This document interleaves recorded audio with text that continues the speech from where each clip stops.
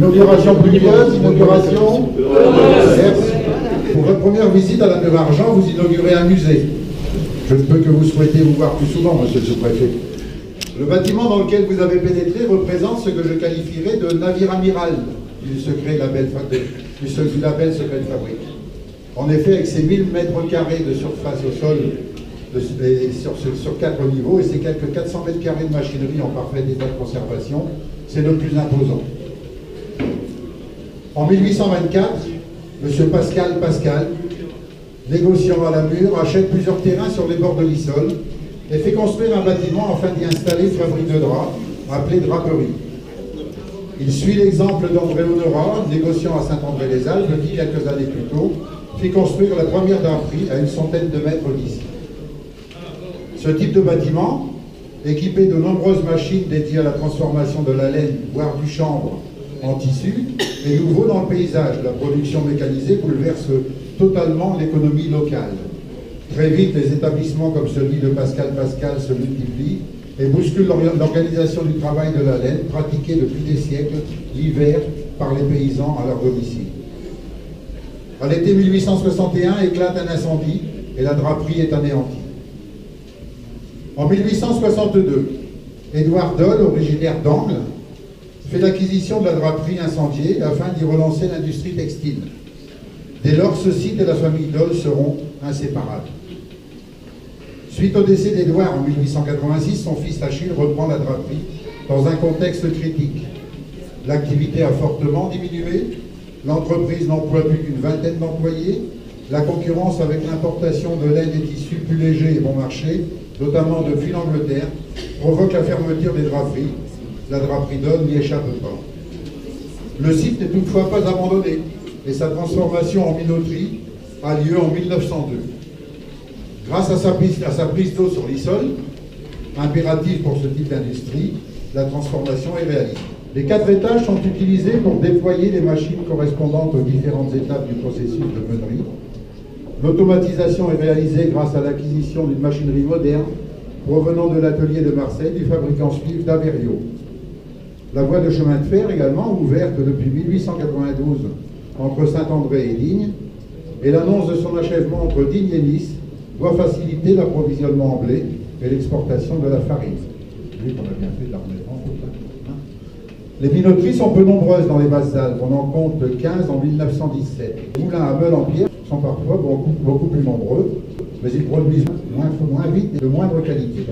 À Saint-André, 2 établissements sont alors encore en fonctionnement, le moulin Banis et la minoterie Bourillon. Achille a eu 2 fils, Joseph et Firmin, qui créent en 1943 avec leurs fils Raymond et Ernest une société qui porte le nom de Minoterie Dole.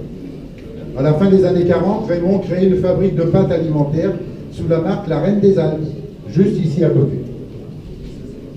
Ernest reprend la minoterie en 1958, 2 salariés travaillent avec lui, un meunier, M. Morin, qui était le parrain à Denise Reboul, dit la montre pour sa ponctualité, et un chauffeur, M. Tromby. Ernest est le dernier de la famille Dole à faire fonctionner la minoterie. Dans les années 50, les minoteries se modernisent et passent au système pneumatique. Ernest ralentit sa production en 1970 et arrête de faire tourner son moulin en 1972. Celui qui fut le dernier minotier fut aussi maire de la Mure pendant 40 ans. En 1974, lors d'un entretien avec un journaliste qui lui demandait si d'autres entreprises allaient s'installer à la Mure, il répondait en ces termes: les sociétés descendent vers la côte, elles ne remonteront jamais, et de s'inquiéter sur l'avenir de son village avec le départ des habitants. Il avait raison sur le premier point. C'est vrai que les sociétés sont descendues, très peu sont remontées. Sur la Mure, au milieu du XXe siècle, nous avions 2 scieries, une distillerie qui était à la place de l'ancienne de la nouvelle mairie aujourd'hui, ce bâtiment, la fabrique à pâtes, la conserverie qu'on appelait également la limacière. Vous voyez, et depuis aujourd'hui, il ne reste plus que là. Si c'est le plus, s'ils étaient là, je vais me faire engueuler. Il reste encore la distillerie de la vente fine de Bleu d'Argent, à Argent, avec Véronique et André-Luc Blanc. Il avait donc raison sur le premier point. Sur le second, la qualité de vie des habitants dans nos vallées est devenue une priorité, car aujourd'hui, la population de la Mure Argent a plus que doublé. Je vais vous laisser à présent visiter, pour ça après que les discours soient terminés, je vous rassure, ce superbe bâtiment. Le navire amiral est à flot. Il ne reste plus au conseil d'administration, au directeur et au personnel de Secret de Fabrique de le faire naviguer. J'espère que tu n'as pas permis, Thomas. Y ajouter des thématiques, des ateliers, des expos temporaires. Cet ensemble devra faire l'objet de travaux importants de créativité. Pour les plus sceptiques, parce que je sais qu'il y en a des plus sceptiques, n'est-ce pas, Christophe? Je reprendrai les propos de Claude Allègre. La première qualité d'un créateur, c'est le courage. Le courage d'affronter le scepticisme, le conformisme et finalement la jalousie. Enfin, je ne terminerai pas le propos sans remercier l'ensemble des personnes, je ne vais pas tous les citer parce que là, ce n'est pas 7 minutes que j'aurai droit, l'ensemble des personnes qui ont permis la finalité de ce dossier.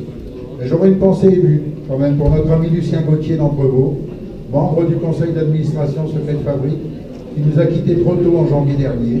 Sa présence et ses avis éclairés nous manquent encore aujourd'hui. C'est avec un grand plaisir que j'ai l'honneur de vous accueillir aujourd'hui pour inaugurer le musée de la minoterie qui vient d'ouvrir ses portes.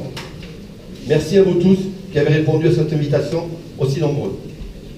La communauté de communes du Moyen-Verdon a fait un choix politique important lorsqu'elle a choisi en 2010 d'adopter une nouvelle compétence lui permettant d'assurer la maîtrise d'ouvrage de cette opération et des autres investissements du projet Secret de Fabrique. Ces projets viennent dans le prolongement des actions que nous menons depuis de nombreuses années en matière de valorisation et de réhabilitation du patrimoine. Mais ils traduisent aussi une volonté d'investir dans la culture et dans le tourisme, en considérant que le retour sur investissement serait profitable au développement économique du territoire. La minoterie de la Mure-Argent est le site emblématique du label Secret de Fabrique, authentique et spectaculaire. Elle est le témoin d'une activité importante de l'économie locale du siècle dernier. Sa valorisation muséographique se veut le prolongement de cette histoire. Au travers de ce projet, nous avons souhaité faire revivre la mémoire de celles et ceux qui ont vécu et travaillé sur le site. Expliquer leur savoir-faire et raconter cette histoire aux visiteurs de notre région, plus attirés par la qualité de son environnement naturel que par son patrimoine. Celui-ci, tout comme nos paysages, façonne pourtant l'identité de notre territoire et recèle des richesses qui méritent d'être valorisées. De l'idée à sa mise en pratique, le chemin a été long à parcourir pour arriver à cette réalisation qui nous réunit aujourd'hui. La conception du projet s'est avérée complexe en raison des contraintes importantes liées à l'état du bâtiment existant, à ses accès difficiles et à l'étendue de la superficie à réhabiliter. La minoterie représente en effet une surface totale de 1000 m² répartie sur 4 niveaux, dont la moitié sont constitués par des planchers en bois qui supposent l'imposante machinerie, principal centre d'intérêt de la visite, mais où la circulation du public s'est avérée d'emblée comme problématique. Des solutions architecturales ont pu être trouvées et le permis de construire a été délivré en septembre 2012. Après un dépoussiérage et une désinfection complète du bâtiment, les travaux de réhabilitation ont pu commencer fin 2014. Ils viennent d'être achevés dans un dernier contre-la-montre qui nous a permis de tenir l'objectif d'une ouverture du musée le week-end dernier, le week-end précédent, donc ce mois de juin. Le site est aujourd'hui opérationnel, mais une seconde tranche de travaux est envisagée dans les années à venir pour compléter certains aménagements et développer encore le contenu de l'exposition. Si l'on ajoute les dépenses liées à l'acquisition, aux travaux de réhabilitation, à la réalisation des expositions, à la signalétique et au mobilier, l'aménagement de la minoterie a représenté un coût total d'environ 1,2 million d'euros hors taxes. Cette opération n'aurait pu être menée sans le concours financier de nombreux partenaires qui sont intervenus pour la soutenir. L'Europe au travers du FEDER, l'État, le Conseil régional et les communautés de communes du pays A3V qui ont également participé à leur niveau au travers de l'entente intercommunale. Ces soutiens importants ont permis à la communauté de communes de bénéficier d'un financement de l'ordre de 75% sur l'ensemble de l'opération. Le musée de la minoterie, donc, n'aurait pas pu se faire sans l'acquisition du bâtiment par la commune de la Mure-Argent et sans la bonne volonté que la municipalité a toujours mis dans la collaboration avec la communauté de communes pour faire avancer ce projet. J'exprime aujourd'hui ma reconnaissance envers l'ensemble des partenaires qui nous ont permis de réaliser financièrement cette opération, l'Europe, l'État, la région, les intercos du pays, et j'adresse mes sincères remerciements à la commune de Lamure-Argent et à son maire Alain Dessau.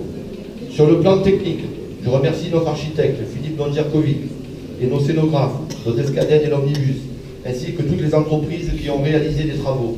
Agrotechmo Hygiène, COSI, Gamba, Ferrer, Pélissor, Alpe Chauffage Confort, MC Menuiserie, Bonnet, Lumila, Marielle Bonnefoy et les Jardins du Verdon.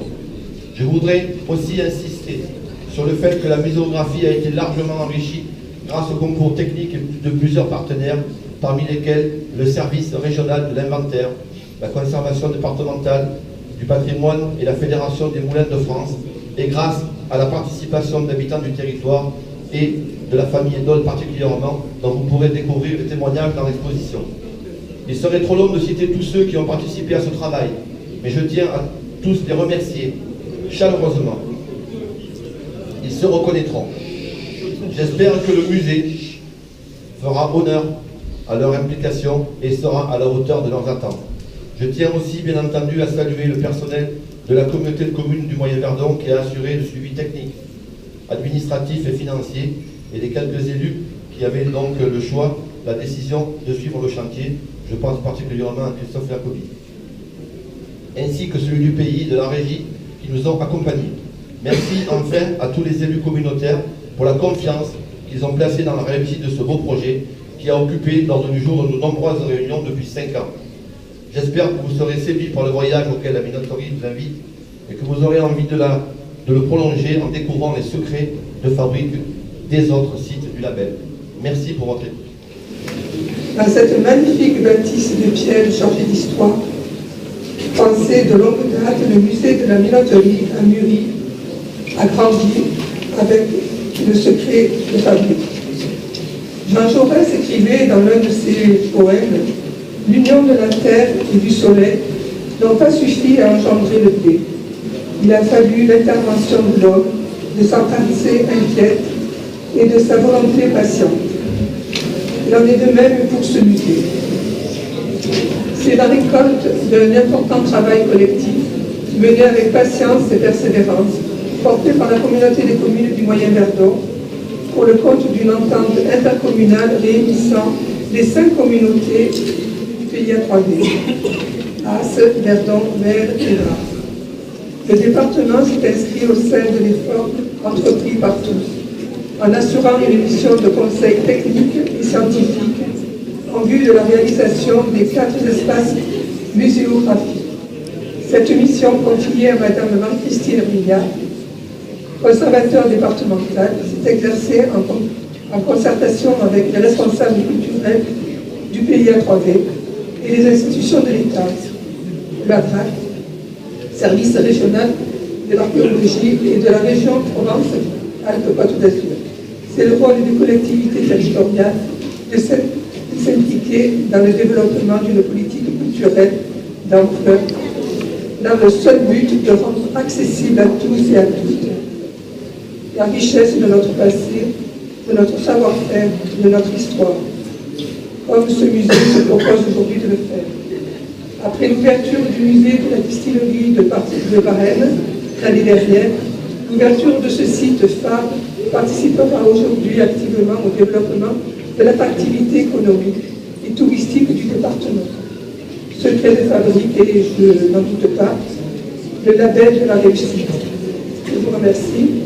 Nombreuses années, le Conseil régional accompagne la mise en œuvre des projets de valorisation du patrimoine industriel. Après, effectivement, la réhabilitation de l'ancienne distillerie de Varennes, c'est aujourd'hui l'ancienne minoterie de la Mure que nous inaugurons.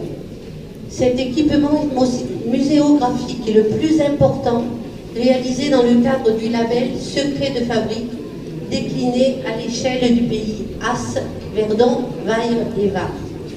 Et je voudrais saluer vraiment le service inventaire du Conseil régional, que j'ai découvert en nombre tout à l'heure et qui a fait un travail absolument remarquable. Donc à vous tous, merci.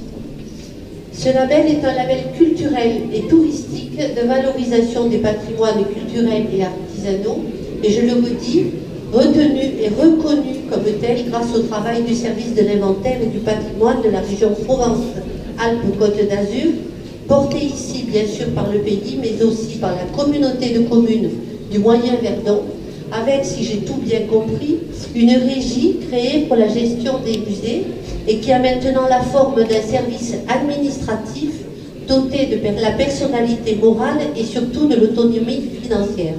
Je crois que grâce à cela, effectivement, le travail que vous avez entrepris va trouver tout son sens dans la visite de ces magnifiques structures que vous avez réhabilitées et qui sont le patrimoine de toute une vallée. La région a été largement présente sur ce projet, puisque déjà au titre de l'acquisition foncière par la commune, elle a apporté près de 63% de financement. Ce sont aussi, bien sûr, une large participation de la région qui a permis effectivement un financement. Nous n'étions pas les seuls, cela va de soi. Et Monsieur le Président de la communauté de communes l'a rappelé, c'est un projet FEDER, État, région, département, communauté et bien d'autres. En tous les cas, cette petite enveloppe a été abondée pour permettre la réalisation de ces travaux et les finitions, l'aménagement de boutiques, la signalétique, etc. Et aujourd'hui, nous sommes ensemble pour constater et apprécier cette belle réalisation que nous allons avoir plaisir, j'en suis sûre, à visiter. Je sais que d'autres projets ont été réalisés et sont prévus au titre de secret de fabrique, que je voudrais aussi saluer. Et je ne doute pas que nous allons avoir bien d'autres occasions de nous retrouver à Barème, entre Vaud, dans le Haut-Verdon, dans toute cette belle vallée du Verdon, autour d'animations ponctuelles et culturelles. Tout autant d'actions qui s'inscrivent dans le cadre du développement touristique, culturel et économique de ce magnifique territoire. Merci à vous tous d'avoir porté ce projet. La minoterie de la Mure-Argence est le second musée ouvert aux visiteurs dans le cadre du projet Secret de fabrique après la distillerie de Barème en 2015. Et c'est encore une fois une superbe réalisation qui, j'en suis sûr, saura séduire nos visiteurs, et vous le savez, visiteurs de plus en plus exigeants. Si la minoterie est le second musée à ouvrir ses portes, il n'en reste pas moins le plus important, le plus emblématique, le plus spectaculaire. La minoterie est le point d'orgue du projet Secret de fabrique, la maison mère, l'image de marque du label. Ce musée va constituer une vitrine pour notre territoire, notre culture, nos savoir-faire. Cette réalisation montre bien ce que peut apporter concrètement un projet de territoire. Je suis particulièrement fier de l'inaugurer, car elle nous met sur la pente vertueuse du développement durable, en qualifiant notre offre touristique et culturelle, en faisant travailler ensemble nos institutions et en étant respectueuse de tous nos engagements pris au travers de la charte du pays. On connaît le travail réalisé par la maîtrise d'ouvrage durant les 2 années de chantier, durant les derniers mois et les dernières semaines. Un travail de tous les instants pour surmonter les obstacles toujours plus nombreux et plus stressants à mesure que l'on s'approche de l'échéance. S'il revient à la communauté de communes du Moyen-Verdon tout le mérite de cette belle réalisation pour les efforts consentis et l'obstination avec laquelle elle a mené à bien cette opération, vous l'avez compris, le musée est le fruit d'un travail ambitieux porté par le pays et ses communautés de communes depuis une dizaine d'années. À l'origine du pays, il y avait un projet de développement culturel. L'association du Pays de Pérès, créée en 1998. Il s'agissait d'une association de développement culturel ayant pour but de préfigurer un pays. Celui-ci a été officiellement créé sous le nom de Pays Verdon-Vaire-Var en 2000. L'association Pays de Pérès a été maintenue sous sa forme culturelle et a pris le nom d'Art et Culture Fabri de Pérès. Elle est devenue l'association culturelle du pays. La culture et l'identité ont donc servi à la démarche de création du pays. En 2004, le pays signe une convention de partenariat avec le service de l'inventaire du patrimoine, qui à cette date est un service déconcentré du ministère de la Culture, rattaché à la direction régionale des affaires culturelles. Cette convention est relative à l'inventaire du patrimoine culturel du pays Verdon-Vaire-Var, dont l'objectif est d'établir une carte d'identité patrimoniale du territoire, la première du genre en région Provence-Alpes-Côte d'Azur. Cette convention est la concrétisation de l'intérêt que porte le pays à l'identification, la mise en valeur et l'animation de son patrimoine. Dans le cadre de cette convention, d'abord la DRAC puis la région ont mis à contribution pendant 10 ans les chercheurs du service de l'inventaire et du patrimoine. Les travaux d'inventaire ont révélé la diversité du patrimoine local et la richesse des héritages industriels et artisanaux à l'échelle du pays. Le partenariat engagé avec ce service s'est prolongé au-delà de ces 10 années d'inventaire, puisque le pays est toujours accompagné par les chercheurs du service aujourd'hui dans la publication d'ouvrages dédiés au territoire. Jusqu'à encore récemment, ceux-ci ont très régulièrement été sollicités dans le cadre du travail d'élaboration du programme muséographique. Les représentants de ce service sont d'ailleurs venus aujourd'hui et nous les remercions et c'est pour moi l'occasion de souligner et d'insister sur leur implication sans faille dans le projet Secret de Fabrique depuis ses origines. L'intérêt pour le pays est bien sûr de pouvoir valoriser les résultats de ce travail d'inventaire et ainsi concourir à la bonne réalisation d'au moins 2 grands objectifs fondamentaux sur les 5 qui constituent la charte de territoire. Premièrement, déterminer l'identité du pays et la faire partager et porter par ses habitants. Deuxièmement, dynamiser l'économie touristique. Le comité de pays a souhaité, dès 2008, construire un projet de valorisation touristique de ce patrimoine. C'est la naissance du label Secret de Fabrique. Initialement appelé projet savoir-faire et faire savoir, la ligne des chemins de fer de Provence en est le fil rouge autour de laquelle se structure une offre en réseau de découverte des patrimoines du pays. En 2011, les 5 communautés de communes du pays As, Verdon, Bayerbach, Haut-Verdon, Val d'Alos, Moyen-Verdon, Théillon, Terre de Lumière et Pays d'Entrevaux passent entre elles une convention d'entente intercommunale dans l'objectif d'engager un programme d'investissement commun. Cette convention délègue à la communauté de communes du Moyen-Verdon la maîtrise d'ouvrage des investissements. L'animation de l'opération est confiée au pays et débute officiellement le 1er janvier 2011 avec le recrutement d'un chef de projet à temps plein. L'équipe sera renforcée avec l'arrivée du muséographe en octobre 2012. Les missions assurées par le pays du 1er janvier 2013 au 1er janvier 2015 ont été variées. L'animation du comité de pilotage spécifique au projet, la conception des outils de communication, site internet, flyers, signalétique, etc., la conception des programmes muséographiques, la réalisation des études nécessaires au projet, études de faisabilité, études juridiques et économiques, études pour la boutique, la mise en œuvre d'un programme de recherche sur les draperies du Verdon et la réalisation d'une enquête ethnologique, la recherche des solutions financières pour mener à bien les investissements, l'assistance en maîtrise d'ouvrage sur les investissements réalisés dans le cadre du projet, la construction du réseau de partenaires nécessaires au fonctionnement des sites et du label. Le 1er juillet 2015 marque la création de la régie Secret de Fabrique et l'ouverture de la distillerie de Barème au public. Symboliquement, cette date constitue une transition entre la phase d'investissement et la phase de fonctionnement. Cela s'est traduit par un transfert de l'équipe du projet du pays à la régie intercommunale. Secret de Fabrique a proposé pour la saison 2015 une offre riche et diversifiée partout sur le territoire du pays. Un musée à Barème, 2 applications pour tablettes et smartphones, les draperies du Verdon et les moulins d'Entrevaux, un hébergement thématique à Entrevaux, le gîte du Meunier, les randonnées gourmandes dans l'Haut-Verdon Val d'Alos pour la 3e année consécutive, les animations à Barème sur le thème de la lavande, les ateliers cuisine et les sorties nature, des animations ponctuelles à l'occasion des fêtes et manifestations locales. L'année 2016 est une nouvelle année à enjeu pour le projet Secret de Fabrique, car pour la première fois, l'offre est complète. 2 musées, 2 applications et un programme d'animation annuel particulièrement riche proposé à l'échelle des 5 communautés de communes du pays. En effet, Secret de Fabrique propose tout au long de la saison des animations à l'occasion des fêtes locales et des animations toutes les semaines en juillet et août, à la fois dans les musées et hors les murs.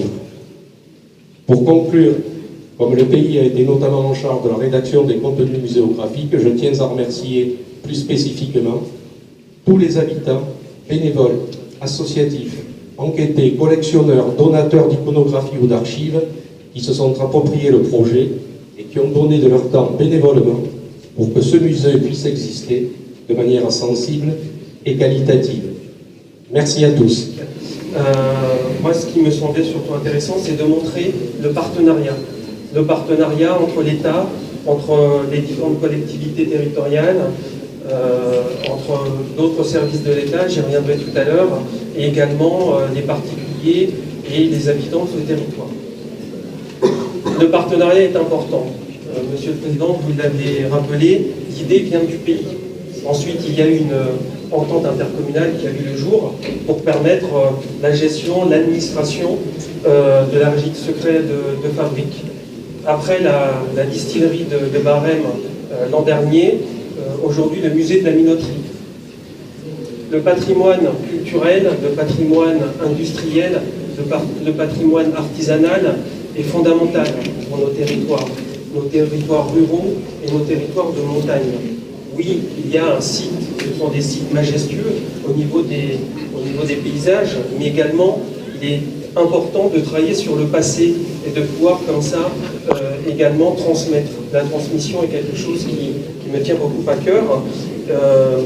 Je reviendrai effectivement sur l'aspect du partenariat en montrant que l'État, certes, a été un partenaire financier, mais surtout un partenaire technique, un partenaire au niveau de l'ingénierie des compétences à travers le service d'inventaire du patrimoine et donc de la direction régionale des affaires culturelles.